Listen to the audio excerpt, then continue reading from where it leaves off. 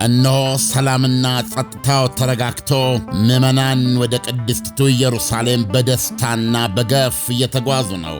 ለእርሶም ሰዓቱ አሁን ነው። የ15 ዓመታት የካበተ ያስጎብኝነት ልምድ ያለው አፍሮ ሆሊላንድ የጌታችንን ልደት በተወለደባት በቤተልሔም አብረንና ክብር ይሎታል። በቆይታችን በተለያዩ ቅዱሳን መካናት ተራ በተራ ቆይታ ማድረግ ብቻ ሳይሆን በዮርዳኖስ እንጠመቃለን፣ ጎሎጎታን እንሳለማለን። ሌላም የጉብኝት ስፍራዎቻችን በሙሉ ፍጹም ሰላም በመሆናቸው እርሶም ወዳጅ ዘመዶችዎን ጋብዙና ተመረቁ። በተለያዩ ዓለማት የምትኖሩ ኢትዮጵያውያን በሙሉ ከዘመዶቻችሁ ጋር እዛው ቅድስት ኢየሩሳሌም ውስጥ የማይረሳ ቀጠሮ ያድርጉ።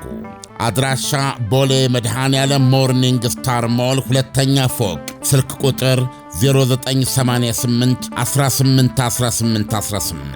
ከውጭ አገር ለምትደውሉ በዋትሳፕ 0930 011998። ጌታችን ኢየሱስ ክርስቶስ የተመላለሰባትን ከተማ እንደ መርገጥ ምንኛ በረከት ይኖራልን! አፍሮ ሆሊላንድ አስጎብኝና የጉዞ ወኪል አባይ ሆምስ ሪል ስቴት ከዚህ በፊት በቦሌ ፍላሚንጎ ሰርቶ ካስረከበው ቅንጡ አፓርትመንት በተጨማሪ አሁን ደግሞ የዲፕሎማት መናኸሪያ በሆነችው ሜክሲኮ ከአፍሪካ ህብረት በቅርብ ርቀት ላይ እጅግ ዘመናዊ በሆነ ማራኪ ዲዛይን እና በላቀ ጥራት እያስገነባ ባለው ከባለ 1 መኝታ እስከ ባለ 3 መኝታ ማለትም ከ78 ካሬ እስከ 158 ካሬ መኖሪያ ቤቶችን እንዲሁም ያለምንም ኮመን ኤሪያ የምንሸጣቸውን የንግድ ሱቆችን ከ10 ካሬ ጀምሮ እነሆ ይሎታል። 12000 ካሬ ሜትር ላይ በተንጣለለው ግዙፍ ኮምፓውንዳችን ውስጥ በቂ የመኪና ማቆሚያ ስፍራ፣ የከርሰ ምድር ውሃ፣ የህፃናትና የአዋቂዎች የመዋኛ ገንዳ፣ የልጆች መጫወቻ ስፍራ፣ 24 ሰዓት የማይቋረጥ የውሃና የመብራት አገልግሎት፣ ጂም እና ስፓ፣ ዘመናዊ ሊፍቶች እንዲሁም በተለያዩ ፕሮግራሞች ማዘጋጀት የሚችል ሰፊ ቴራስ 10% ቅድመ ክፍያ ብቻ በመክፈል ቀሪውን በረጅም ጊዜ አከፋፈል ይዘንሎት መጥተናል። ለበለጠ መረጃ ከስር በተቀመጡ ስልኮች ይደውሉልን። አባይ ሆምስ ሪል ስቴት፣ ጊዜው የአባይ ነው። ሰሞኑን ትልልቅ መድረኮች እየተዘጋጁ ነበር በከተማችን ላይና አንዳንድ ሰዎች በውጭ ሀገር የተለመደ ነገር አለ ዓለም እንዳንተ አይነት አንጋፋ ሰዎችና ቦታው ላይ መገኘት ያለባቸው ሰዎች የሆነ ነገር ይመደብላቸውና እባክህ ተገኝልኝ እና ሽልማት ስጥልኝ የሚባል ነገር አለ። ይሄ ነገር እንዴት ነው? አታጓጓኝ። የለም ጥያቄው እንደው እንደዚህ ሸልምልም መባልን አውቃለሁ፣ ግን አብሮ የመጣ ነገር አለ የለም? እንዴት ነው? በውጭ ሀገር አሁን እንግዲህ ብዙ ነገር የምንወስደው ከውጭው ነው አይደል እንዴ? ከወሰድና ይቀር የመድረክ ዝግጅቱን፣ ቀይ ምንጣፉን፣ አለባበሱን፣ መብራቶቹን፣ ዲኮሩን ሁሉ እንወስዳለን። በቴሌቪዥን የቀጥታ ስርጭቱን ሁሉ እንወስዳለን እና ቦታው ላይ የሚገኙ ሰዎች ማንነትም በዓለም አቀፍ ደረጃ ትኩረት ከሚስቡ ጉዳዮች ውስጥ አንዱ ነው እና ማን ነው ተገኝቶ ቦታው ላይ ሽልማቱን የሰጠው? ወይም ደግሞ በተለይ ጀማሪዎች ከሆኑ ደግሞ በዋናነት ጀማሪዎች ከሆኑ ከከሌ እጅ ነው የተቀበልኩት ይሄን ሽልማት የሚሉበት እድል አለና አንድ ጊዜ ብቻ አስታውሳለሁ የተማሪዎች ምርቃት ዕለት እኔ እናንተ ሄደን ንግግር አድርገን መስጠትን አስታውሳለሁ። አይሰም የማስታወቂያ ደበኛ መሰለኝ። አሁን ይሁሉ ዳርዳርታ ምንድነው? ይሁሉ ዳይ እንደው ተገኝተህ ታውቃለህ እንደዚህ አይነት ነገር ፕሮግራሞች ላይ? አሁን ሰሞኑን መነጋገሪያ የሆኑ ጉዳዮች አሉ። በተለይ አዲሱ ዘመናዊ ቴክኖሎጂ ከመጣ በኋላ ቲክቶክ እሱ ላይ በጣም ሰፊ መነጋገሪያ ተፈጥሯል። ያው አንድ ወጣት ልጅ የራሱን መንገድ ይዞ መጥቶ ነበር እና ይዞ የመጣው መንገድ እንግዲህ ግራና ቀኝ ብዙዎቹን ከፋፍሏል። እርግጥ የቃላት አጠቃቀም የራሱ የሆነ ዋጋ አለው። ያንን ቃል በመጠቀሙ የተነሳ ብዙ ትችቶችን አስተናግዷል። ግን አስተሳሰቡ በብዙዎች ደግሞ የተደገፈበት ሁኔታ አለ። ምንድነው ያሰበው ነገር ነው። ቃላቶቹ ሊስተካከሉ የሚችሉበት እድል አለ። አሁን ኋላም ላይ ማስተካከሉን የሰማነው ቃሉን መጠቀሙን እየተወ ነው። አዶናይ የሚባለው ወጣት ልጅ ማለት ነው። አሁን ቃሉ ላይ ደግሞ ችግሩ ነው የምትለው? አይ ቲንክ እኔ ሐሳቡ ደህና መሰለኝ ወይም ጥሩ ነው። ምክንያቱም ወጣቶችን የሚያነቃቃ ንግግር ነው የሚናገረው፣ ወደ ስራ እንዲገቡ የሚያደርገው። ግን አብሮ ተያይዞ እንግዲህ አንዳንድ ጊዜ ስኬት እንዴት ነው የሚመጣው፣ በምን መልኩ ነው ሰዎች ስኬታማ የሚሆኑት የሚለው ነገር ራሱ በጣም ውይይት የሚፈልግ ነገር ይመስላል። በየትኛው መንገድ ነው ሰዎች ገንዘብ የሚይዙት? በየትኛው መንገድ ነው ታዋቂ የሚሆኑት? እና ያ ታዋቂነታቸው ደግሞ እስከ መቼ ይቆያል? የመጡበት መቼም መንገድ በጣም ወሳኝ ነው ታዋቂነትን ይዞ ለመቆየት እንደዚህ ደግሞ ትነግረን ትችላለህ ትንሽ ከኛ ዘካሪያስ ብዙ ጊዜ ወጣ ባለው ለወሳሱ ባልደረባ ነውና ላንተ ያንተ ትውልድ ነው ሜንሊ ስለዚህ ምን ትላለህ ዋው ማለትም በቲክቶክ ራሱ ፎርማቱ በራሱ ሲጀመር የሆነ ነገር የተለየ አጫጭር ነገር ኮንቴንት ይዘ በዛ ላይ መታወቅ ድጋሚ ደግሞ በዛ ላይ ስራ ለመስራት የሚሰሩ ልጆች አሉ እና አዳዲስ ቃላቶች ይመጣሉ የዚህ ልጅ ብቻ ሳይሆን በጣም ፖፑላር ስለሆነ ነው እንጂ ብዙ ሰዎች ቫይራል ይባላል በቲክቶክ ቋንቋውን በደንብ ሁሉም ሰው የሚያዳርሰው ነው የዚህ ልጅ ደግሞ በቃ እንስራ እንደው ምን ያስታውሰኛል መሰላችሁ ይሄንን ሰባት ገብረ እግዚአብሔር የሚለው አለ ምን ትመክረኛለህ ሲሉት ፊርማውን ይፈርምና ሰባት ለአብ ገብረ እግዚአብሔር ብሎ ምን ትለኛለህ ሲሉት ወጣቶች የዛን የሚከተሉት ሩጥ አሁንም ሩጥ ተራመድ አሁንም ተራመድ ዳ በፍጹም ለህይወት እንዳተኛ ይል ነበር ጋሽ ሰባት እና ምንድነው እዚህ ልጅ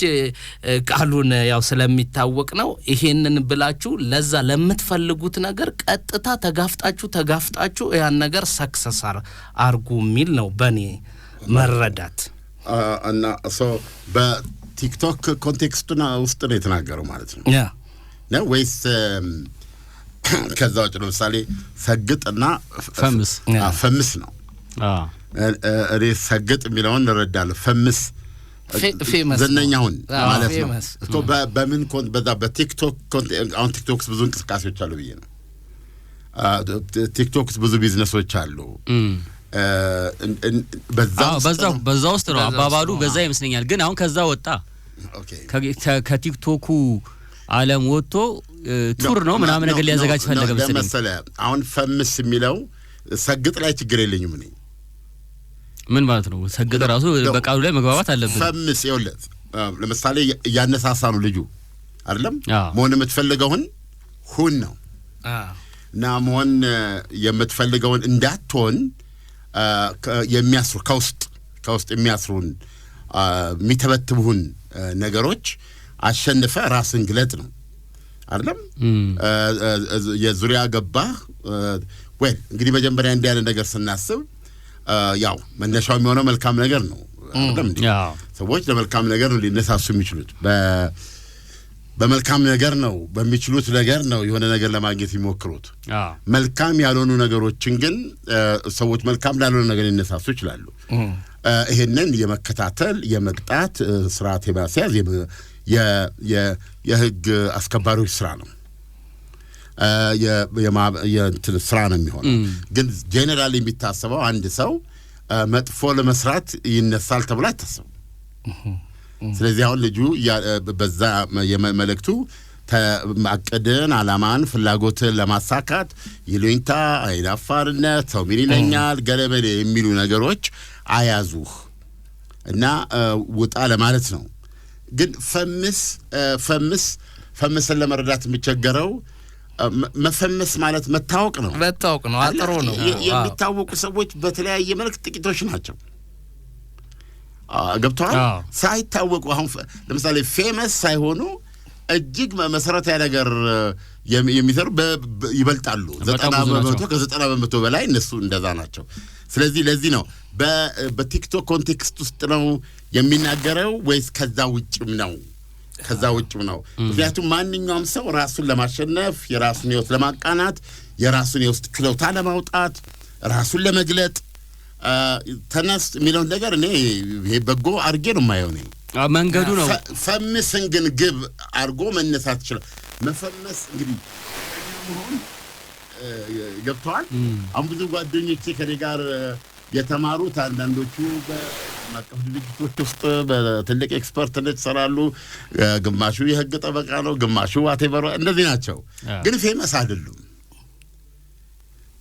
ለማለት ግን ሙያ አላቸው አገራቸውን ያገለገሉ ሙያ አላቸው አገራቸውን በተሻለ መንገድ ያገኑራቸው በጣም የተሻለ ነው የተወሰኑት በውጭ ሀገር ትልልቅ ትምህርት የሚሰሩ ናቸው ሰክሰስ እንደዚህ ነው ግን አሁን እኔ በአጋጣሚ የሚዲያ ሙያ ላይ ስለመጣው እና ከህዝብ ጋር ቀጥታ ግንኙነት ያለው ነገር ስለምናገር መፈመስ የሚለው ነገር ሊመጣ ይችላል ነው የኔ ፕሮብሌም ያለችው። ማብራሪያ ነው የምጠይቀው። ኦኬ ፈምስ የምትለዋ በቲክቶክ ኮንቴክስቱ ነው። በዛ በቲክቶክ ውስጥ ካልፈመስ ምንም ነገር ማድረግ አትችልም። አይ እንደዛ ብቻ ነው አይደለም እኮ ቅድም እንደጠቀስከው እኮ ነው። ማን ነው ቲክቶክ ላይም ፌመስ ሳይሆኑ ግን ስራ የሚሰሩ ሰዎች አሉ። ወይም መስራት ይቻላል አይቻልም? ይቻላል። ስራህን ነው የምትሰራው አንተ። ይቻላል። ነገር ግን አሁን እነዚህ በአጠቃላይ ዲጂታል የምትላቸው ነገሮች ቤዝድ የሚሆኑበት ነገር ምንድነው? የተከታይ የላይክ የሼር እና ደግሞ የፎሎወርስ እንትን ላይ ስታቲስቲክስ ላይ የተመሰረቱ ናቸው። እሱ ልክ ነው። እና በሆነ መንገድ አንተ የምትሰራው ነገር ሌሎችን ማርኮ ሰዎች ወደውት ተቀብለውት ተሳትፎ እንዲያሳዩበት ያንተ ስራ ብዙ ሰው የሚያውቀው መሆን አለበት። እኮ ፖዚቲቭሊ ብቻ የሚታይ አይደለም። አሁን ዲጂታል ሚዲያውን ብቻ የምናስብ ከሆነ ታዋቂ ለመሆን ቅርብ ነው እንደምታውቀው። በጣም ታዋቂ የማድረግ እድሉ ሰፊ ነው። ይሄ ዲጂታል ሚዲያው ትናንትና ያልነበረ ልጅ ነው ዛሬ በጣም ፖፑላር የሚሆነው። ሁለተኛ ዲጂታል ሚዲያው በበጎ ስራ ብቻ እንድትታወቅ እድል አይሰጥህም። አሁን የምናውቃቸው አሉ የዲጂታል ሚዲያው አክተሮች የሚባሉ የሚያቀርቧቸውን ኮንቴንቶች ስትመለከት ከትውልድ አንጻር ስትመለከተው ወጣቱን በመቅረጽ በኩል ብትመለከተው የሚያስተላልፉት መልእክት ከህግ አንጻር ሁሉ ከሞራል ከሃይማኖታችን አንጻር የምናያቸው ነገሮች ሁሉ እና ያንን እየተናገሩ ግን ፌመስ ወይም ታዋቂዎች ሆነዋል። እና እኔ እንትኑን መጠቀሙ ቴክኖሎጂውን መጠቀሙና ሰዎች የሚያስቡትን ነገር ለመስራት መቀስቀሱ እንዴ ክፋት አለው ማለት አይደለም። በምን መልኩ ግን በምን መልኩ ታዋቂ እንዲሆኑ ፌመስ እንዲሆኑ እየፈለገ ነው? ይሄን እንግዲህ በሌላ መድረክ ወጣት ልጅ ጠይቁታል። ልጁ የተናገረው ብሮድሊ ከሆነ ለወጣቱ በአጠቃላይ ከቲክቶክ ማዕቀፍ ውጪ ጭምር ከሆነ ፈምስ የሚለው ትንሽ ግራ ያጋባል። ሰግጥም ጥያቄ የሚያስነሳ ነገር ነው። ሰዎችን ዝነኛ ለመሆን የሆነ የታወቅ ለመሆን እንትን ማለት የቅድምን አይነት እንትን ያመጣል።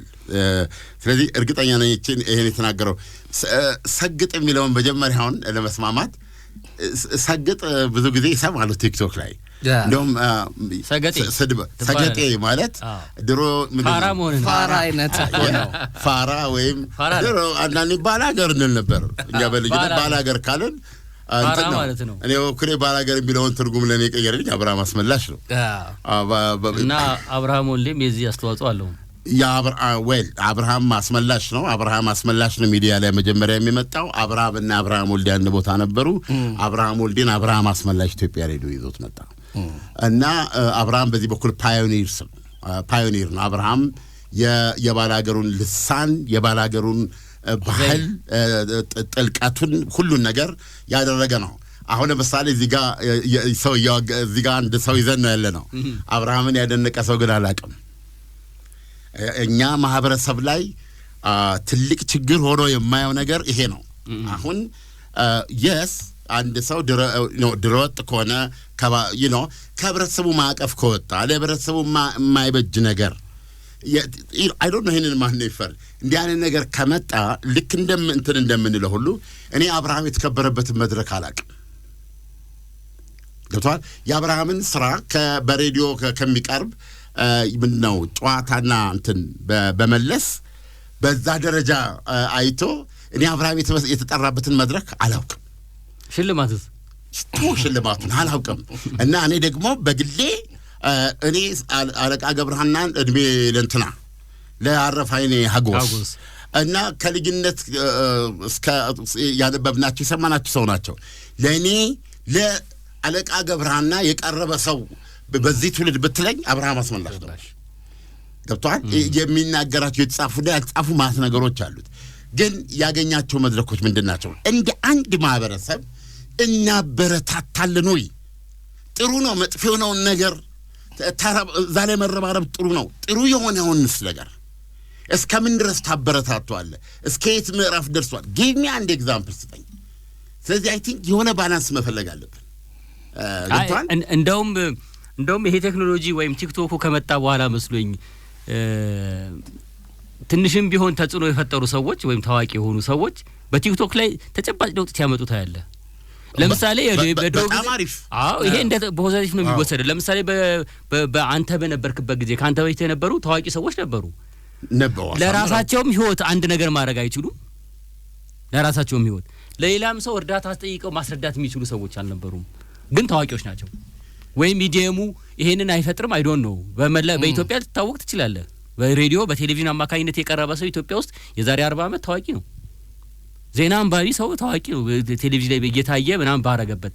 ግን የራሱንም ህይወት አያስተካክልም፣ የሰውን ህይወት አያስተካክልም። አሁን ግን የመጣው ቴክኖሎጂ ወይም ደግሞ ወጣቶች ይሄን ያደረጉት አንድ ቲክቶከር እኮ ለሰዎች መኪና ሲገዛውሉ እናያለን።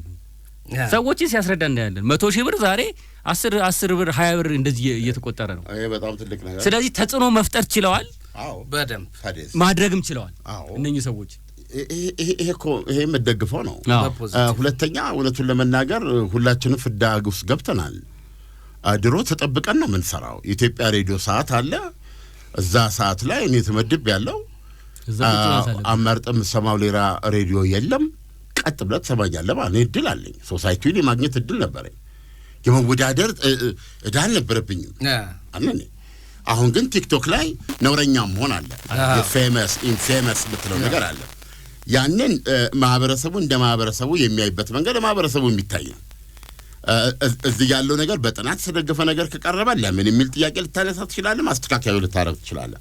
ነገር ግን ይሄ ዲጂታል ይሄ ምንድነው በአጠቃላይ ይሄ ማህበራዊ ሚዲያው የፈጠረው ነገር ሰዎች ያላቸውን ችሎታ፣ ያላቸውን ጥበብ፣ ያላቸውን ሂመር ያላቸውን አንጠቀምበትም እንጂ የእጅ በራስ ዛሬ እኮ ቁጭ ብለህ እኛ ሀገር ወደ ኋላ እንት ብሎኝ ጀበና የምትሰራ ሴት እንኳን አፈሩን እንዴት አድርጋ ያንን አፈሩን እንዴት ቅርጽ አውጥታ ከዛ በኋላ ሸክላውን ጠብሳ ጀበና አድርጋ እንደምትሰራ ብታደርግ ሰዎች ይመሰጡና ያዩታል አሉ።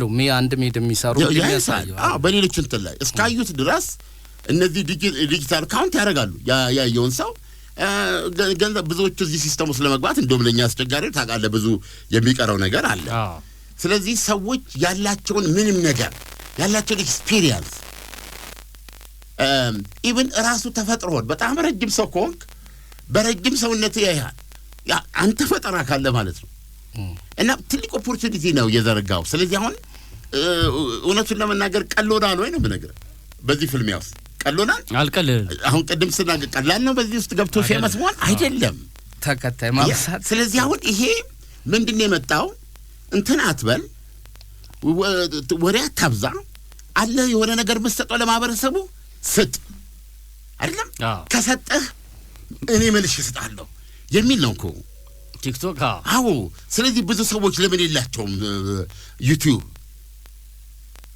ለምን የላቸውም ቴሌግራም ነው የምትለው፣ ለምን የላቸውም ቲክቶክ? የሚያቀርቡት ነገር የላቸውም ወይ የማቀርበው ነገር ችሎታ ስለሌለኝ ነው ማለት ያለበት ነገር። ግን በዩቲዩብ መቅረብ በዩቲዩብ ላይ መስራት ነውር አይደለም፣ ክብር ነው። የሆነ ነገር ይዛል ማለት ነው። እዛ ላይ መቅረብ አለበት። ቀርበ ደግሞ ስትሰራ ማህበረሰብን ታገለግላለህ፣ ያለህን ነገር ትሰጣለህ። በጣም በሚገርም ሁኔታ የላብህን ዋጋ ይሰጣል። እኔ ቲክቶክ ላይ አላውቀውም። የቲክቶክ ትንሽ ባህሪው ይለያል። ጊፍት ገለመሌ የሚባል ነገር አለው። እሱ ትንሽ እንትኑ ባህሪው ምናምኑ ትንሽ የተለየ ነው። እንደዚህ አይነት ነገሮች አሉ። የመጀመሪያው ነገር ጥሩ አለን የምንለውን ነገር እኔ ጃጅ ሩቅ ሆነን ጃጅ ካደረግነው ሰዎች ይረግፋሉ። አሁን ገብተን ለማገናዘብ ኬንያ ውስጥ ምን ያህል ይሰሩበታል የሚለውን ዩቲዩብን ኡጋንዳ ውስጥ ምን ያህል ይሰሩበታል የሚለውን አድርገ እዚህ ጋር ስታመጣው እነ ናይጄሪያ የሌሎቹ ባዛ የለንም እንዴት ወደፊት እንሄድ ነው። ስለዚህ አሁን ብዙ ሰዎች አሁን ጥሩ ቢያስተምሩ እኔ ለምሳሌ ማን ነው ደራሲው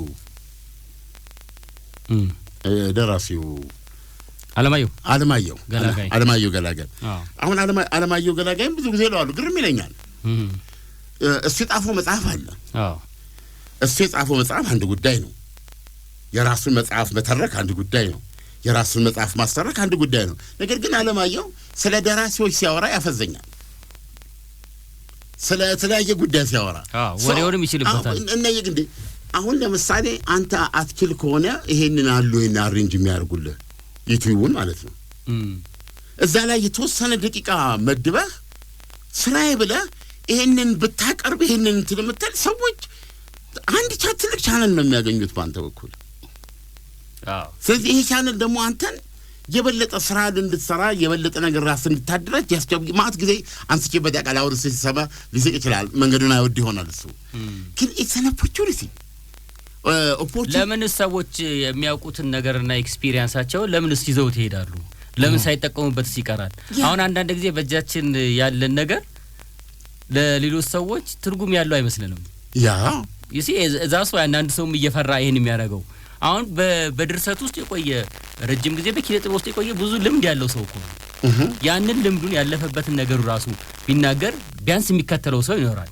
ለወጣቶቹ ልምድ ያስተያያል ነገር ግን ቻሌንጅ አለ አሁን የሆነ ነገር ሳቀር ትልቅ ነገር እያቀረብኩ ነው ብዬ ነው የማስበው ሊሆንም ይችላል በራሱ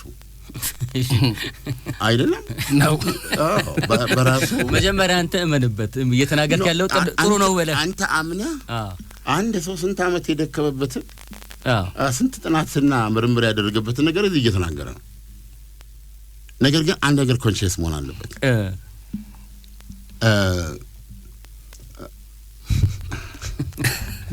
አዳማጭ ላይ ሲመጣ ተናግሮ ጨርሶ ወደ ከ10 ሰዓት በኋላ ሰውየው ሲመጣ 40 ብቻ ናቸው ያዳመጡት ያሉት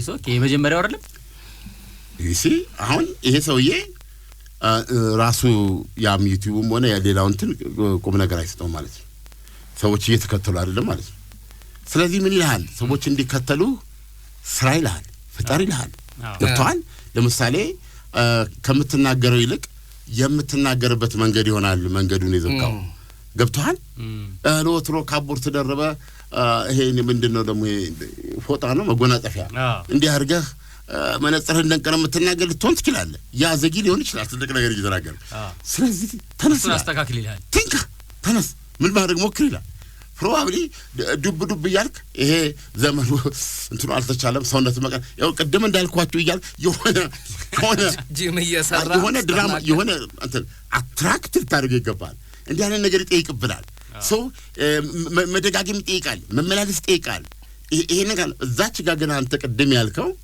አንድ ሰው መጥቶ የሆነ ነገር ሲለው ገጥም ብሎ 50 ሺህ ሰው ልትት ይችላል በአንድ ሰዓት እዛ እና ጨጓራ ሊላጥ ነው እርግጥ እዛ ጋር ምንድነው እነኛ ሰዎች ሲናገሩ ግጥም የሚሉላቸው ሰዎች አሉ የሰዎች እየተሳደቡ ከባህል ከወጉ ይወጡ እና እኛንም ሳይኮሎጂ ሪፍሌክት ያደርጋል ብዬ ነው ማስበው እዛ የሄዱ ሰዎች ሁሉ በአብዛኛው የዛ አይነት አመለካከት ያላቸው ናቸው ምን ጊዜ የምንከተለው የምንፈልገውን ነገር ነው የዲጂታል ሚዲያ እንግዲህ ባህሪ ነው ዋናው ስናየው ሰው ይከተላል ነው ሰው ይከተላል እኮ ስትሳደብ ለመስማት የሚመጣ ሰው አለ ቤዚካሊ ያ ምክንያቱም በተሳዳቢነት የሚታወቁ ታሚ እንደም ትክክለኛ ፖይንት አነሳ አንድ ሌሊት ላይ የሆኑ ሰዎች ኔጌቲቭ ነገር ኢነርጂን የረጩ ነበርና ቁጥሩ በጣም ሲጨምር ታያለ መጀመሪያ እየተወራው የነበረ ነገር አለ ከዛ በጣም ባይዝድ የሆነ ነገር ሲወራ እነዛ ሰዎች መጥፎ ነገር ስናገር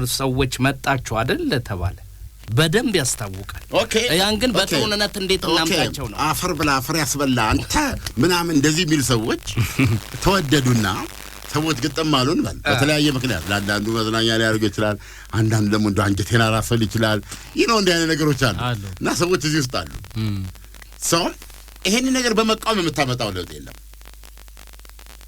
እንዴት እንደሆነ እንደዚህ እኔ ምናልባት ለዚህ አይነት ነገር ትክክለኛ ምላሽ ለጄኔራል ነው ማሳያ የሚሆነው ሰመረ ባሪያው ነው አየ ሰመረ ምንድነው ያደረገው ሲአይ ሰመረ ቤዚካሊ ሁለት ነገር ነው ሊመራው የሚችለው አንደኛ እዚህ ውስጥ ራሱ ሰመረ የራሱን ቦታ ማግኘት አለበት እዚህ ውስጥ እንጀራ አለ በተገቷ ሰመረ ያችን እንጀራ ይፈልጋል አይደለም እንዴ ሶ ሂስ ሶ ክሬቲቭ ሳይ ምንድነው እንደዚህ ያልካቸው መሳሪያው ሲጀምሩ ወይም ደግሞ በማህበረሰቡ አይን ወይም ደግሞ በጎ ያልሆኑ ናቸው ብሎ የሚያስባቸው ነገሮች ስራዬ ብሎ ይጠብቃልና ያን ሰው ተዳርጎ ተከላካይ ገብቶ ታገኘዋለህ ማለት ነው።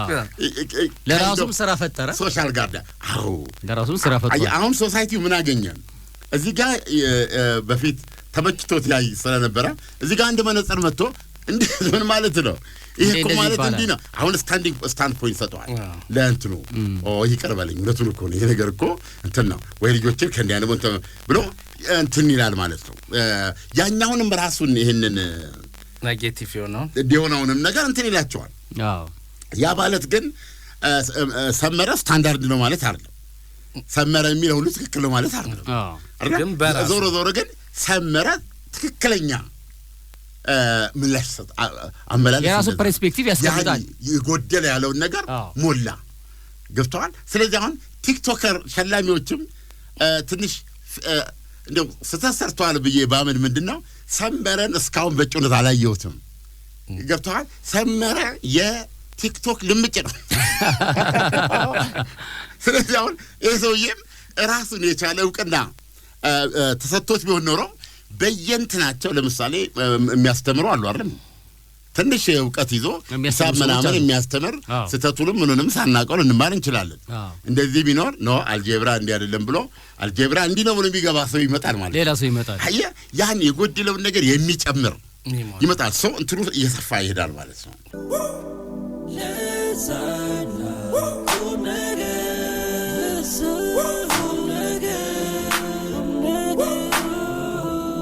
ከቲክቶኩ ዓለም ወደዚህ ወደ ሚኒስትሪሙ ስንመለስ ሰሞኑን እዚህ አንተ ገጽ ላይ አንዲት ጽሁፍ አጋርታ አይቻለሁኝ።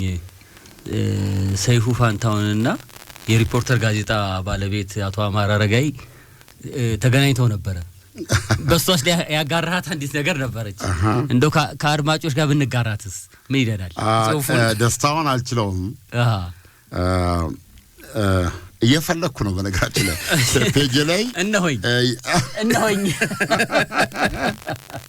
አዘጋጅልኝ እነሆኝ እኔም ሼር አድርጌዋለሁ። ለዚህ ነው አዎ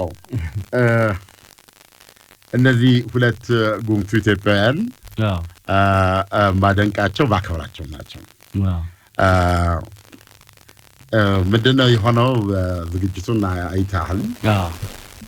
ሰይፉ 3000 ብር ሰጥቶት ነበር ማለት መነሻው ላይ ዛሬ 30 ዓመት መሆኑ ነው እንግዲህ ያችን ሆሊውድ ጋዜጣ ሲያዘጋጅ እና ያ ቀዩ ልጅ አሜሪካን ያለው ተመስገን አፈወርቅ እነሱ አብረው የሰሩና አሁን አይ ዶንት ኖ በጣም ማከብረው ልጅም አለ አብሯቸው የሰራ ነበር። አሜሪካን ሀገር ራሱን ይበልጥ ያስተማረ ልጅ ማለት ነው።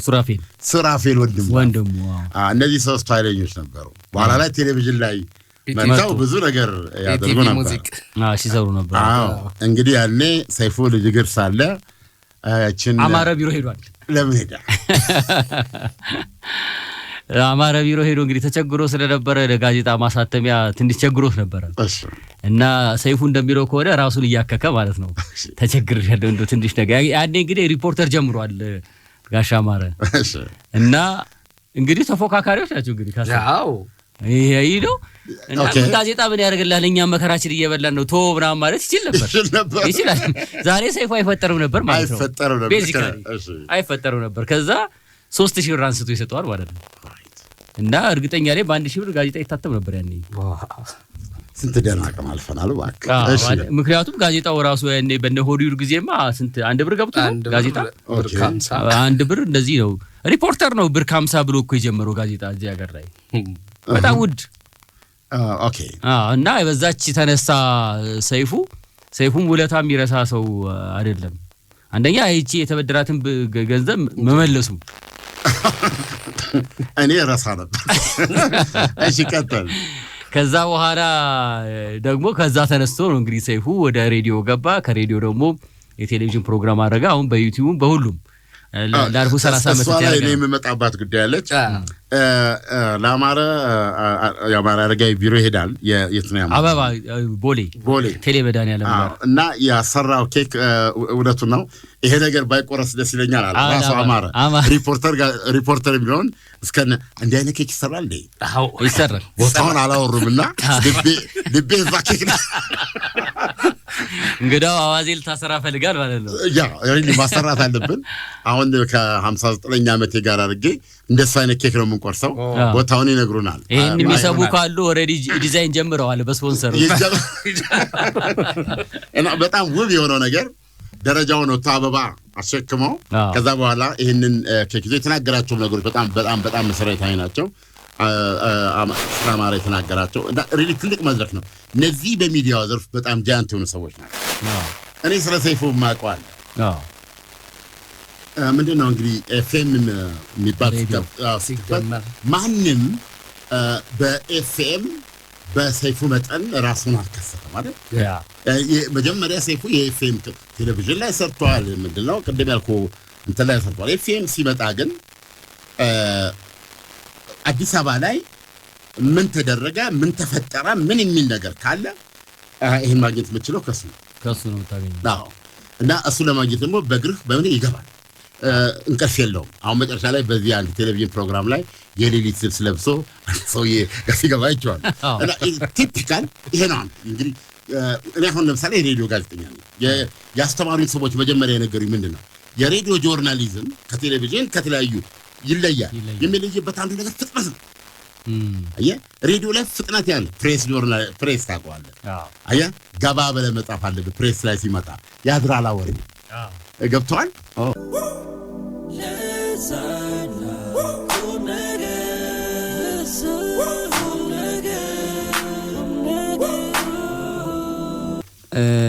ጽሁፏን ልዝለቃት መሰለኝ መጀመሪያ ከተገኘችማ እንዴት ጥሩ ነበር። ተገኝቻለች። እሺ ለማንኛውም ያው አዲስ አበባ ላይ ምን ተወራ ማን ምንድነው የሚለውን ነገር በተለይ ኦቶሪቲ የነበረው ሰይፉ ነው።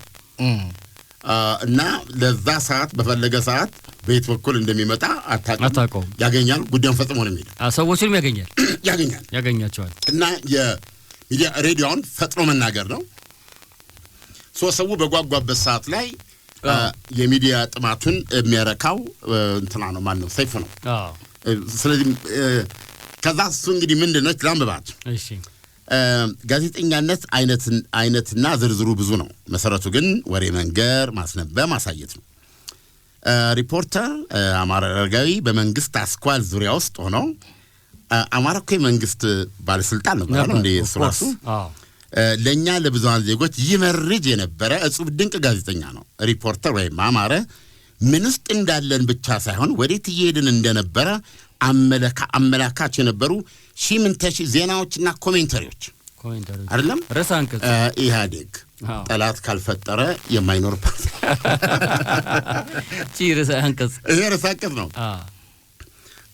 ረሳንከቶች የአንድ ጋዜጣ ጥንካሬ ናቸው።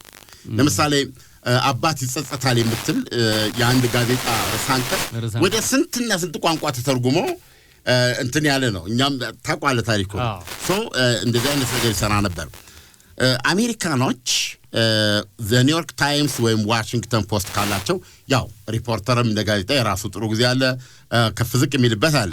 ግን ጀነራሊ ስንወስደው ለኛ ሪፖርተር ብለን መውሰድ እንችላለን። ለኛ የሙያ ፍቅር ክህሎትና የሙያው ታማኝነት የሚጠይቀው ካሬጅ እና ጥበብ ነው ሪፖርተርን እዚህ ያደረሰው ቆዩት።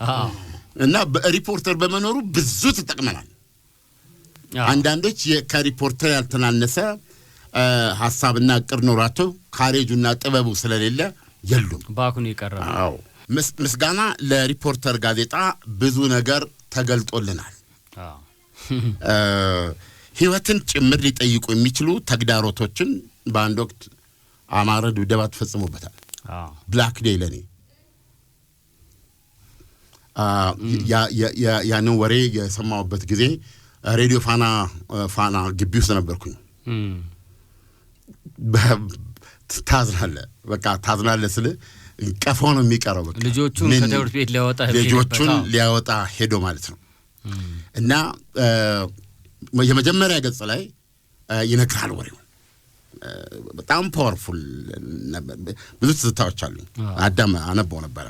ህይወትን ጭምር ሊጠይቁ የሚችሉ ተግዳሮቶችን አልፎ አማረ ከሪፖርተር ጋር 30 ዓመቱን ሊያከብር መሆኑን ስንሰማ ደስታችን ትልቅ ነው። እውነተኛ የብዕር ጫፍ ይሄ እንትን አይደለም ምን ይባለው ውዳሴ አይደለም ምን አይደለም። በዚህም የተነሳ ማንም ሰው ሪፖርተር ሳያነብ አይውልም በወቅቱ ማለት ነው። የመዝናኛ ጋዜጠኛነት ፈርን እሁድ ፕሮግራም ወይም ታደሰ ሙሉነህ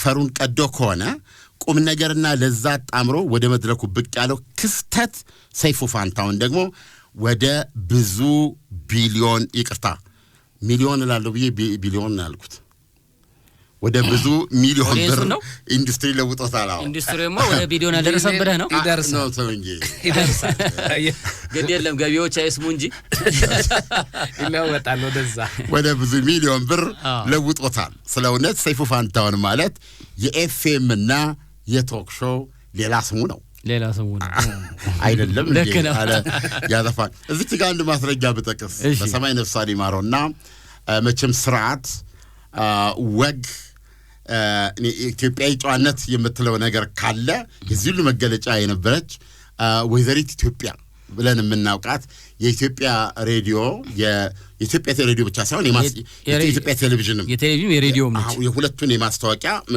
ክፍል ኃላፊ ነበረች። እና ሁላችንም ማስታወቂያ ስንሰራ ኮሚሽናችን ወይ ማስታወቂያ ልናስገባ ስንሄድ ከሷ ጋር የተወሰነ ነገር አውርተን ነው የምንሄደውና አንድ ቀን እሷ አስታወሰም ገባ ብሎ ወጣ ብላ ወይ ማለት ነው በመስኮት በኩል ሲያልፍ ምናምን በጣም የምታደንቀው ሰው ነበር ሰይፉ። አለምና አለች እንዴት ያለ ጎበዝ ልጅ መሰለ እኮ ይፈልግ ቢሆን በወር ከ40 ሺህ ብር በታች ይዞ አይወጣም። የዛን ጊዜ በዛ ዘመን 40 እኮ ኦልሞስት መኪና ይገዛል። 40 ሺህ አይታወቅም። ዝም ብለ መንገድ ላይ ወራ ጉትራ ነበር። እና እንግዲህ እንዴት አድርገው በኤፍኤም ላይ ሁላችንም ሰርተናል። ሁሉም ሰው ሰርቷል። ግን አልነገሰም ኤፍኤም ላይ በሱ መጠን ማለት ነው። ከዛ በኋላ እስቲል አሁንም ኤፍኤም ቴሌቪዥን ላይ አይቼው እንትን አለው ደግሞ በኤፍኤም ላይ ተሰማለ ስቴዲ። ስለዚህ ይሄ የኤፍኤም እና የቶክ ሾው ሌላ ስሙ ነው ቢባል የሚያስኬድ ማጋነን አይደለም። አዎ የሙያ ፍቅር ስጦታ ክህሎትና የነዚህ ሁሉ አቃፊ የሆኑት ጥበብና የህይወት ዲሲፕሊን አድናቂዎቹ ሰይፉሻ በሚሉት ሰይፉ ፋንታሁን ዘንድ በሽ ናቸው። ሁሌ እንደምትወነጅሉኝ አጋናኝ ስለሆንኩ ይሆናል ወይም ይመስለኛል ለረጅም ጊዜ ለማየት እንደቻለ ሰው ሰይፉ ለኔ ተቋም ነው ብያለሁ። እቺን ለሌሎች አልኩት ያኔ እሱ ኢትዮጵያ ቀስ ብላ ጎበዝ ልጅ ነው በወር 40 ሺህ ብር ያነሳ አይወስድም ያለችን ጊዜ ማለት ነው።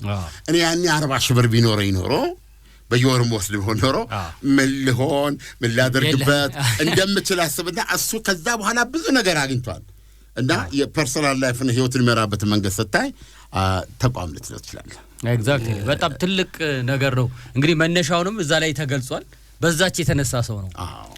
አማረ ለዚህ ደግሞ አስተዋጽኦ አድርጎለታል። ምን ጊዜ መነሻ የመሰለ ነገር የለም። ሰዎች በዛ በመነሻ ላይ ሊሰብሩ ይችላሉ። የሚያግዙህን ያህል በጣም ሰው ያስፈልጋል። በዛ ላይ ደግሞ ወደ እሱ ሙያ እየመጣ ነው ያለው። ምን ያደርግልሃል አንተ አርፈህ የሆነ የሚል ሰው ብዙ ነው ያለው ከስራ ጋር በተያያዘ እና አማረ ብዙ ሰዎች እሱም ብቻ ሳይሆን እኔ በስራ አጋጣሚ እንግዲህ ከአማረ ጋር የመገናኘት እድል አለኝ በዚህ በሚዲያ ካውንስሉና የሚያወራቸው ነገሮች ያደረገው ሰዎችን በጣም ይረዳል። ሚዲያዎችን በጣም የሚያግዝ ሰው ነው። በጀርባ በኩል ማለት እንደዚህ ያረኩኝ ብሎ ሳይናገር ማለት ነው። ሰይፉ ግን ያችን ቆጥሮ መጣ። ትልቁ ነገር ይሄ ነው። ወደ ኋላ ተመልሶ የሰይፉ ሌላው ትልቁ ጥንካሬ ባለፈው 30 ዓመት ካኑ ኢማጂን በሬዲዮ ላይ የነበረ ሰው ነው። ያ በአብዛኛው 25 ዓመት ልትለው ትችላለህ። 25 ዓመት ኤፍኤም ከመጣ ባላቋረጠ ሰክሰስ ውስጥ ከሬዲዮ ቀርቶ አያውቅም ሲሉ ትገረማለህ። እሰማለሁ አንዳንዴ አሁን ኤፍኤም ላይ ቀርቶ አያውቅም ማለት ቢቀር እንኳን አንዳንድ ጊዜ ደግሞ አልገባኝም። ያን ሁሉ ሲሰራ ቀርቶ አያውቅም ከፕሮግራም ከስቱዲዮ አይቀርም። እንግዲህ የሰይፉ ፕሮግራም ነው ዴይሊ እኮ ነው። አዎ ወሌ ነው። ሌላው በሳምንቱ ለቀ 3 ቀን አይደለም ዴይሊ ነው ያለው። ከእሁድ በቀር ይሰራል እና ቢቀር እንኳን ደግሞ ወደ ስቱዲዮ መምጣት የማይችልበት እድል ካለ በስልክ ይገባል። በስልክ ማስታወቂያዎችን ራሱ ልክ ላይቭ እንዳለ ሁሉ ይሰራል። እዛም ቢሮ ውስጥም ሆኖ ወርመናም መኪና ውስጥ ማስተማሪያ መንገዶች ብዙ ናቸው። አሁን በሰይፉ ብዙ መማር ይቻላል። ግን አሁን የሰይፉ ላይ ደግሞ የሚመጡ ትችቶች አሉ ታውቃለህ። ሰይፉ ባይሆን ኖሮ ተሰብሮ ቀርቶ ነበር። ቁጥሩ ቀላል በማይባል ደረጃ በሚሰራቸው ፕሮግራሞች ባስተላለፋቸው ነገሮች በተላጋራቸው ነገሮች በብዙ ነገር ትችቱ ብዙ ነበር። ሰይፉ ግን አሁን ባለፈው ኢቢኤስ ላይ እኔም አንድ ፕሮግራም ነበርኝና አግኝቼው ምን አለኝ እንግዲህ ሰው አትስማልኝ እሺ አንተ ዝም ብለህ ስራህን ስራ ገና የመጀመሪያ ቀን ጀምሮ ትችቱ አትቋቋመውም አለኝ ግን ዝም ብለህ ስራህን ስራ አሁን ሰይፉ ያሸነፈው በዚህ መሰለኝ ሰይፉ ያሸነፈው አሁን እንደዚህ እዚህ ደረጃ ላይ የደረሰው ቀጥ ብሎ ያው ሁሉ እየተባለ ማለት ነው በተላለፈ ቁጥር የሚባለው ነገር አለ ነው አንዳንድ ትችቶች ትክክል ሊሆኑ ይችላሉ ይሳሳታሉ ናቸው ይሳሳታሉ አዎ ያንን ለመቀበል መቻል ትችቶችን ራስ በውስጥ ለማስተናገድ መቻል እና ተስተካክለህ ትቀርባለህ በምን ነገር ስትሰራ አንተ በጎ ብለህ የሰራው ነገር አንዳንዴ ሰዎች ሊሉ ይችላሉ እነዚህን ግን ልታልፋቸው የሚገቡ በጥበብ ልትሄድባቸው የሚገቡ ነገሮች ናቸው ኮሮና ታምሜ እንደነበር ታስታውሳለህ ሆስፒታል ቢመጣ ምርጥ ነበር መጥቷል ከሆስፒታል ከወጣ በኋላ ነው የመጣው እና ወራሩን አነጋገር ስልኩ ቁጣ እንደሆነ ኖቲስ አድርግ ነበርና እኔ ፍላጎቴ አሁንም ይሄ ነው ሰውነቴ ነው ያስቀረኝ እንጂ አሁንም ዜና ብር ማለት ይጠይቃል ይሄ መነካካት ምናምን ነገር ይጠይቃልና ያንን ነገር አይል ስቲል ማለት ፈልጎኛል ይሄ ያቺ ነገር ይዞ መውጣት ይፈልጋል ሲስ ጆርዳን የፈለገው ነገር ላይ ደግሞ በጣም እዚህ ላይ ነው አሁን ደግሞ እንግዲህ ከጋዜጠኛነቱ ከዚህ ከሙያ ጎን ደግሞ ማህበራዊ በጎ አድራጊነት በስፋት ይስማራበት ነውና ኤኒዌይ እንዲህ አይነት ነገሮችን ያለምንም ለመመሰጋገንም እንደው አንዳንዴ እንትን ለማለትም ካልቸራችን ምናልባት መታረም ካለበት መስተካከል ካለበት ነገር አንዱ ምንድነው ሰዎች ካልሄዱ ወይ ካልሞቱ ማና መሰግና ካልቸር ነው ያለን እና የዛን ጊዜ እስክንሞት አንተባበቅ የዛን ጊዜ አሁን አንዳንድ ጊዜ እኮ ስለ ሰዎች መልካም ነገር ማውራት ሲጀምር ምን ሆነ ነው የሚለው ሰው አዲስ ወይ ታሞ ሆስፒታል ገብቷል ወይስ ደግሞ ቀጥሎ ምን ሊሉን ነው ምናምን ነገር ነው የሚለው ምንድነው ሰው በሰራው ስራ ልክ መመስገን አለበት እሱ ስታመሰግነው ሌላ የሱ አይነት ደግሞ እንዲፈጠር እድል ታመቻቻለህ እና መስበር ላይ የምናተኩር ነገር አለ አሁን የጨዋታችን መነሻ ቅድም የተነሳው ነገር ነው ይሄ አንድ ልጅ መጣ የራሱን ኦዲየንስ ፈጥሯል 3 ሚሊዮን ተከታይ መፍጠር ዛሬ ምን ያህል ከባድ እንደሆነ በቼም እዚህ ቲክቶክና ዲጂታል ሚዲያ ላይ የሚሰራ ሰው ያውቀዋል በማንኛውም መልኩ ልጁ አንድ ነገር ሰርቷል አሁን ያጠፋው ነገር የለም ማለት አይደለም አጥፍቶ ሊሆን ይችላል እድሜውንም ስንመለከተው የማጥፋት እድሉ ሰፊ ሊሆን ይችላል ግን ፓሽኑ ግን በጣም ያለው ነው እሷን ይዘህ ያቺ አጠፋን ብትላትን ነገር እንደውም አሁን ሌላ ሀገር ላይ እንደዚህ አይነት ሰዎች አሉ እኮ አሁን እሱ ከማህበረሰብ እንደዚህ አንቂዎች የተሻለ ግንዛቤ ካላቸው እድሜያቸው ከፍ ካሉ ሰው ጋር ቢገናኝ ይሄን ስም ይዞ ይሄንን የጀመረው ነገር ይዞ ወጣቱን ማሰለፍ ይችላል ለስራ እኔ እንደው አሁን ግን በመምታት ሲሆን ግን የት ይደርሳል ነው ለምን ተመቷል አሁን ቱር አለው መሰለኝ እኮ እሱን የማስቆረጥ ዘመቻ የተከፈተ መስሎኝ እና ልጁ ራሱ እኮ ቃሉን ራሱ እኮ ወደ መዋጥ ደረሰ አሁን ቃሉ ይስተካከል መነጋገር ይቻላል ይሄ መሰገጥ የሚባለው ቃል ጥሩ ኮኔክሽን ላይ ሆነ ይችላል ለምሳሌ ይሄ ልጅ ቱር ሲያደርግ በስኩት ለምሳሌ አሁን አይን እሱ ላይ አለ አይደለም አዶናይ ብዙ አይኖች አዶናይ ላይ አሉ አሁን አዶናይ ሲሄድ ማለት ነው በማህበር የተደራጁ ወጣቶችን እርሻ ሊያሳየን ይችላል አባባል ይገባል ለምሳሌ እንትን ማንላቸው ሽንኩርት በስፋት ያመረቱ የራሳቸውን ህይወት የለወጡና ከከተማ ትንሽ ወደ ኋላ ፈክፍገው ህይወትን ለውጥ ያሉ ሰዎች ሊያሳየን ይችላል ብዙ ጊዜ እኔ እዚህ ሀገር ብረት የሚቆለመም ሰው ፈላጊ ነኝ እኔ ለምሳሌ እቺ እንደው እቺ ምን እንደምትላት እቺ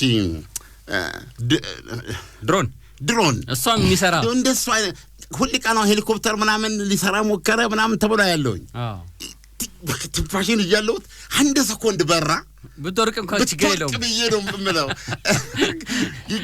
እንደዚህኛ መቆልመም አለብን ይሄ የሆነ ዩኒቨርሲቲ ልጆች ሮኬት ሲተኩሱ አይቻለሁ እንደዚህ አይነት ይሄ አሁን ጣና አካባቢማ የዛ አይነት ቦታ ነው መሆን ያለበት ይሄ የጀልባው የምናምን ይሄ ማዕት ነገር ብዙ ነገር ተሰራበታል ያው እንትን የሚል ነው እንዲህ አይነት ነገሮች ደስ ሊሉሽ ወጣቱን በጣም እንትን ሊሉት ይችላሉ ሰው ይሄ ልጅ የት ይገኛል ነው ቀጥሎ የቱ ጋር ሄዶ ትኩረት እንድንሰጥ ያደርገናል ነው አይደል እንዴ?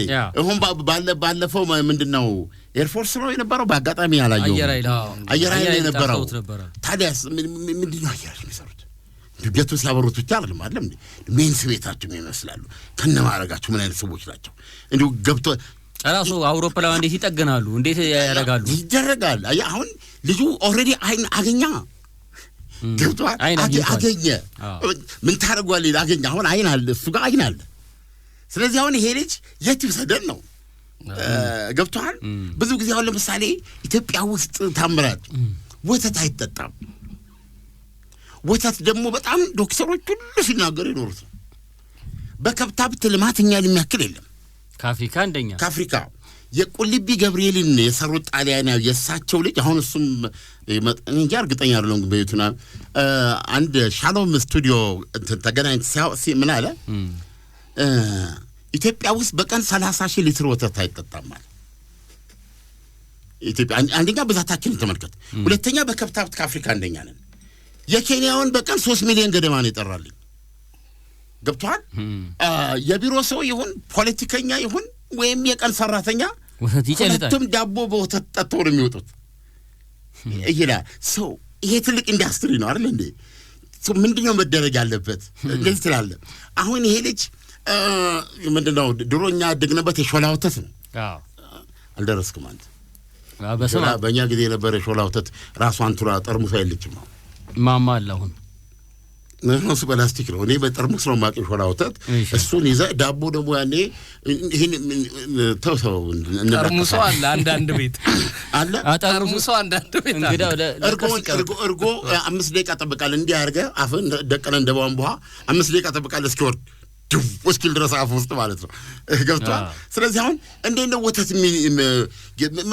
የወተት ማምረቻ ድርጅቶች ምን ያህል ናቸው የቱ ነው ምን እንዴት እንደሚሰራ ይሄ ማአት ነገር ሊያሳየን ይችላል ገብቷል አሁን እሱ ለራሱ ነው አይደል የፈጠረው ይሄን እድል እኛ ለማህበረሰብ ልንጠቀምበት እንችላለን ገብቷል የቴክኒክ ትምህርት ቤቶች ጊዜም ቢገባ ደስ ይለኛል እነዚህ ኮሌጅ የሆነ ነገር ምንም አይሰሩት ምንድነው የሆነ ነገር አሉ ያ የቴክኒክ ሙያዎች አሉ ምን ያህል ደረጃ ደርሰዋል ነው እንጂ ምንድነው የምሰሩት ገብቷል ብዙ ነገር ሊያሳየን ስለሚችል ይሄ ቱር የሚያደርገው ነገር እኔ በእውነት ስሙ ምኑም መቀየር ካለበት መስተካከል ካለበት አላማው ላይ ማተኮር ነው ያንን ቃሉ ብዙ ሰዎችን አስቆጥቶ ሊሆን ይችላል ወይም ደግሞ ደስታቸውም ከነበረው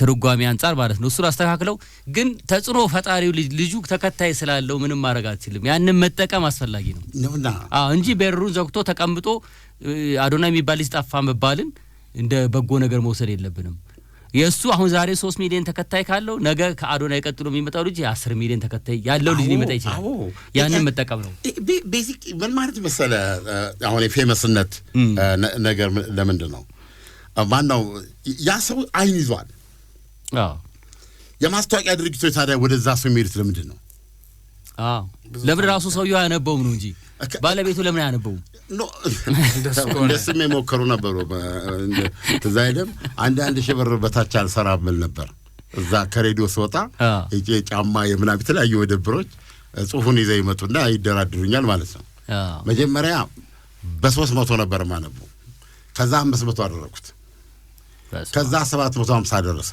ተዘርፍ ነበር ማለት ነው ማለት 4-5-6 ማስታወቂያ ይመጣል አይዛን ጊዜ ደግሞ የነበረው ብር ዋጋ አለው በቃ ወዲያው ገባታ ለስቱዲዮ ደግሞ ስንት ነው ያኔ ደሞዙን ሆዲፍ ጆብ ብሏጣላ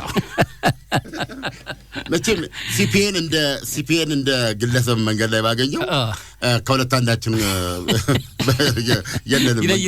ይለይልና እና በዛን ጊዜ አንዱን እንትን ያለ 1000 አላልኩም አልኩት 1000 ብር የጫማ ቤት ባለቤት 750 በባኒ አላልኩም አልኩት ታነባላል ኢሞሽናል ሆነ አይኔ አላልኩም አልኩት ታነባላል ታነባላል አላልኩም አልኩት እሺ ቅንጣት ለቅማለህ ይሄን ነው የምነግርህ አንተ ይሄን በቃ ሂስ ኢሞሽናል መጨረሻ ላይ ተፈትሾ እንደማንኛውም ጋዜጠኛ እንትን ወረቀት አስወጥቶ የራሱን ጫማ ራሱ ባለቤቱ ማስታወቂያ ሬዲዮ ገብቶ እኔ ዜና ላነብ ስገባ እዚህ አንድ ዳር ስቱዲዮ አለች እዛው ሳይ ሰውየው የራሱ አክሰንት ሁሉ አለው ሲናገር ማስታወቂያው ነበር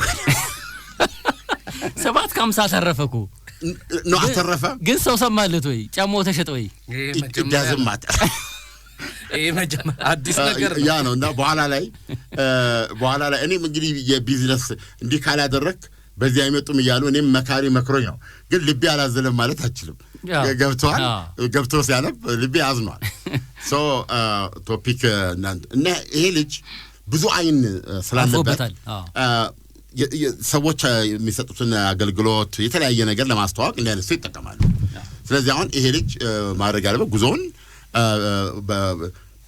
ጉዞ ፕሮግራም አስተዋውቋልና በጉዞ ውስጥ ደግሞ ብዙ መልካም ነገሮችን ያሳየናል ብዬ ነው ተስፋ ማድረግ። እኮ ጉዳታ ያመጣል ወይም ደግሞ ችግር ይኖራል ብለው የሚያስቡ ከሆነ ማማከር ነው፣ ሰዎች መመደብ ነው። በምን መልኩ ይደረግ፣ እንዴት ኢንስፓየር ያርግ፣ ያሰበው ነገር እንዴት ወደዛ ሄድ የሚለው ነገር ማስተካከል ይችላል። ስራ ላይ በዛ ነው የሚለወጠው። ስራ ነው የሚያስፈልገው እንጂ እሱን ይሄን በማስቆም ልጁ ለምሳሌ ነገር ይራብ ይችላል። ይሄን ስራ በማስቆም ዳቦ የሚሰጠው ሰው ይኖራል ወይ? የለም። ራሱን ችሎ ነው የመጣው። ይሄ እንደምንም ብሎ ራሱን ማድረግ ቻለ። የዚህ አይነት ደግሞ ብዙ ሰዎች አሉ በየሙያ ዘርፍ ውስጥ እንዲህ እየተመቱ የሚቀሩ ያስተቡትን ነገር ማስተካከል የማይችሉ። ያለ ስህተት ደግሞ መነሳት አይቻልም። ስህተቶች ይኖራሉ። ለምንድን ነው የግድ ፐርፌክት እንድንሆን የሚጠበቀው? በእያንዳንዱ ነገር ስትሰራ እኮ ስህተት ይኖራል። ግን አንዳንዴ ከስር ሲጻፍ ነገር ነው ያነሳው። እውነቱን ለመናገር በዚህ ብዙ ምሳሌ ያለኝ ነኝ።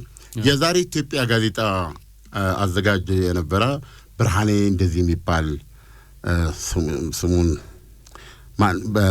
መጨረሻው ላይ የነበረ ቤተ እስራኤል ላይ ነው። ወደ እስራኤል ሀገር ሄዶ ዛሬ ሞቶ እና እኔ በወቅቱ እማነበው ነገር ግን ጮክ ብዬ ነው ማለት ቤቴ ነው እና እኛ ግድግዳ ለግድግዳ የተያዘ ስለሆነ እዚህ እማነበው እዛ ሲሰማ በዚህ በስተግራይ አምሳለቃ መርሻለ አቴንሽን ሰጥቶ ይሰማል እና የሱ ትኩረት ሰጥቶ መስማት ለኔ አክቹአሊ ያንን ስራ እንደምሰራው ነው ይሰማኝ ነበር። ያንድ ሰው መስማት ወይም አሁን እሱ ሊያርመኝ ይሆናል እንትን ያለ ማለት ነው። ነው ጄነራል እንትን አልነበሩም በዚህ ጊዜ እኮ በዚህ ጊዜ የነበሩ ጄነራል ከበደ እንደዚህ ናቸው። እሱ ላይ ስጠራት ይላል አይደል? አሁን ይሄ ስራ ኦ ማይ ጋድ እየሰማኝ ነው ማለት ነው ብዬ ነው የማስበው። ከዛ በኋላ አንድ ጽሁፍ ሄዶ ይሄ ጋዜጠኛ ፈረንሳይ ለጋሲዮን በላይኛው በነጥላውን ገሰሰ ሰፈር ነዋሪ ነበር ለካ እኔ አላቅም እና ጋሽ መርሻ ግን ያውቃል። እንዴት የዛ ግቢ ውስጥ ሰውየው የሚኖርበት ግቢ ውስጥ እነ ምስራች የሚባሉ የሱ ልጅ ጓደኞች ናቸው። በዚህ አመካኝነት ያ ሰው ጋዜጣ ላይ የጋዜጣ ዋና አዘጋጅ እንደሆነ አውቋል። ይዞኝ ሄደ ማለት ነው። እሱ ጋር ይሄ ብዙ ጊዜ አልተናገርኩት እና ሰውየው ማዳመጠው እሱ መቼም በጋሽ መርሻ አይን እኔ አኮምፕሊሽድ ሆንኩ ጋዜጠኛ ነኝ። የሚገርም ነው። በቃ አነጋገሩን ያየህ እንደሆነ እንትኑን ያየህ እንደሆነ ይለዋል። አዎ ሲለው ሰውየው ምን አለ እስኪ አንድ አርቲክል ጽፈህ አምጣልኝ። እየተቀጠረ ማለት ነው ብርሃንና ሰላም ለጋዜጣ ለሱ ልሰጥጄ በሊፍቱ ወጣሁ። እሺ በሊፍቱ ወጥቼ ላይብረሪ ገባሁ። ለሱ ጋር ከጨረስኩ በኋላ ለሱ የሰጠሁትን ጽሁፍ አልናገርም ክብሬን መጠበቅ ስለምፈልግ ጽፌ ሄድኩት። አልታተመም። እንዴት ሆኖ ይታተማል? እሺ የመጀመሪያው ስለሆነ አንደርስታንድ ምን ችግር አለው? የመጀመሪያው አብሮኝ መቃብር ውስጥ የሚገባ ነው የጻፍኩት። ነገር ግን እሱ የነገረኝ መንገድ ግን በጣም ብሪሊያንት እንደሆነ ጽሁፌ እንትን እንደሆነ ነገር ግን እንዲህ አድርጌ እንዲሆነ እንዲህ ያለና ቅርጫቱ ሲከት ጥሎት ይሆናል በኋላ ላይ ግን ለኔ ይሄንን ያለኝ አሁን እዛ ስደርስ ላይብረሪ አለ። አሁን ላይብረሪ ጋር ገብቼ ሴት ልጅ ትመስለኛለች ላይብረሪ ኃላፊ ልክ ነኝ? የዛን ጊዜ ትሆናለች። ሰባተኛ ፎቅ ላይ አዎ ድምጼን ቀስ አድርጌ ክፍሉን ፈጣን የምትናገረው ጋዜጠኛ የሚል መጽሐፍ አለ አልኳት። አለ ቁጭ በል እዛ ጋር አመጣልሃለሁ እንደዚህ ይወራ። ከዛ ሄደችና አሁንም ይሄ መጽሐፍ አለ ጋዜጠኛ እንደሱ ምናምን ርዕሱ ራሱ ማይ ጉድነስ እሱን እንደዚህ ይዤ ስገልጽ በዚህ በአንድ ጊዜ ታደሰ ሙሉን በእጄ ነካሁት መሰለኝ። ዳሪዮስ ሞዲ የነካሁት መሰለኝ። ያ በስራት ነው የሚያለው እንደምን አመሻችሁ እንግዲህ በጣም ዜና እነሱ ናቸው የመጡብኝ እነዚህ ናነ መኮንን ማለት ነው። አንብቤ ያለው በቃ ቢያንስ አንድ ሰዓት ምናምን አድርጊያለሁ። ስወጣ እንደዚህ ይሄ ምንድነው ክብደት አንድ ሰው አንስቶ ሲወጣ እንዴት ነው የሚሆነው? ገብቷል። ከዛ ከማይካልሜ ጋር ተነካከች በየቦታው ላይ ያለ ማስታወቂያ ሚኒስቴር ውስጥ በነበረን ቆይታ እኮ ብዙ ጊዜ ክሶች የቀረቡበት ሰው ነኝ እኔ። ከክሶች ብዛት የተነሳ አንዱ ላይ መባረር ነበር። ደግሞ ፍሪላንሰር ነኝ። መስሪያ ቤቱ ከስራ ማስኪያ ነው የሚከብለኝ። እንዲህ ቁልፍ አውጥተው ስንት ነበር ደሞዝ ረሳው ስንት ነው እንዲህ ቢሉ አንድ ቀን ባጠፋ በር ላይ ደውለው እቺ የውስጥ ስልክ አለች አይደል እንዳይገባ ባካችሁ ካሉ የለውም። እና የጥፋቴ በዚህ በኩል ተደረደረ። ጥራቴ ደግሞ ትንሽ የቡልዳን ኩይሳ በመታከል እየተፈጠረች ነበር። እዚህ የኢትዮጵያ ሕዝብ ጆሮ ላይ ያለ እንጂ በዚያ በኩል ኖ እሱ አይደለም እንትን የሚል ግን ሁሌ በዚያ ወሳሰን ሂደት ውስጥ አንድም አላውቀው እስቲ ወይ ሶይ እንደዚህ እናየዋለን ተውቴ እንዲ የሚል ሰው መኖር አለበት። በየጊዜው አንገት ላይ የሚጣለው ሸምቀቆ ተሞይ ለምን ተቋለ የሚሉ ሰዎች አሉ። በለው እንደሚሉ እኮ ነው እነኚህ ሰዎች እኮ ለብር ማታባረረው ለምንድነው ማታስወጣው ከዚህ አሚሩ ሰዎች አሉ። በዛ በተቃራኒ ደግሞ ቆይ እስኪ አንድ በጣለው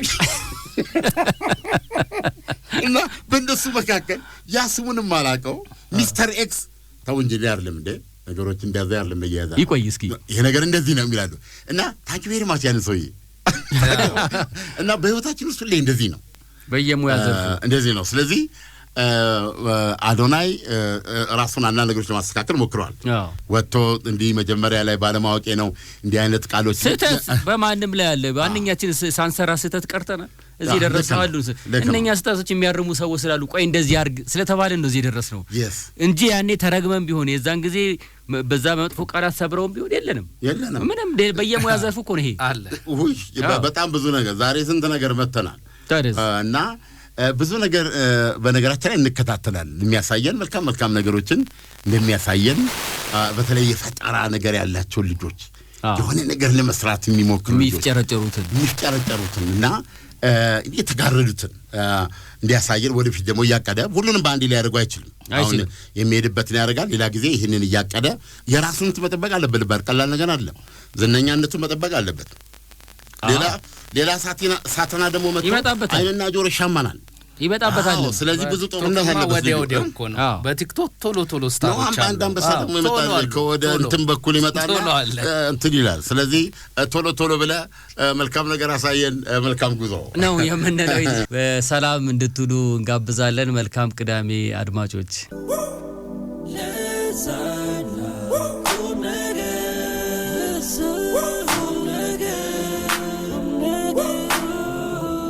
አባይ ሆምስ ሪል ስቴት ከዚህ በፊት በቦሌ ፍላሚንጎ ሰርቶ ካስረከበው ቅንጡ አፓርትመንት በተጨማሪ አሁን ደግሞ የዲፕሎማት መናኸሪያ በሆነችው ሜክሲኮ ከአፍሪካ ህብረት በቅርብ ርቀት ላይ እጅግ ዘመናዊ በሆነ ማራኪ ዲዛይን እና በላቀ ጥራት እያስገነባ ባለው ከባለ 1 መኝታ እስከ ባለ 3 መኝታ ማለትም ከ78 ካሬ እስከ 158 ካሬ መኖሪያ ቤቶችን እንዲሁም ያለምንም ኮመን ኤሪያ የምንሸጣቸውን የንግድ ሱቆችን ከ10 ካሬ ጀምሮ እነሆ ይሎታል። 12000 ካሬ ሜትር ላይ በተንጣለለው ግዙፍ ኮምፓውንዳችን ውስጥ በቂ የመኪና ማቆሚያ ስፍራ፣ የከርሰ ምድር ውሃ፣ የህፃናትና የአዋቂዎች የመዋኛ ገንዳ፣ የልጆች መጫወቻ ስፍራ፣ 24 ሰዓት የማይቋረጥ የውሃና የመብራት አገልግሎት፣ ጂም እና ስፓ፣ ዘመናዊ ሊፍቶች እንዲሁም በተለያዩ ፕሮግራሞች ማዘጋጀት የሚችል ሰፊ ቴራስ 10% ቅድመ ክፍያ ብቻ በመክፈል ቀሪውን በረጅም ጊዜ አከፋፈል ይዘንሎት መጥተናል።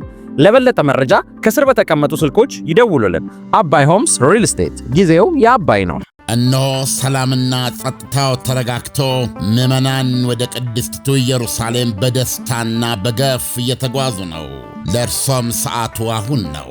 የ15 ዓመታት የካበተ የአስጎብኝነት ልምድ ያለው አፍሮ ሆሊላንድ የጌታችንን ልደት በተወለደባት በቤተልሔም አብረንና ክብር ይሎታል። በቆይታችን በተለያዩ ቅዱሳን መካናት ተራ በተራ ቆይታ ማድረግ ብቻ ሳይሆን በዮርዳኖስ እንጠመቃለን፣ ጎሎጎታን እንሳለማለን።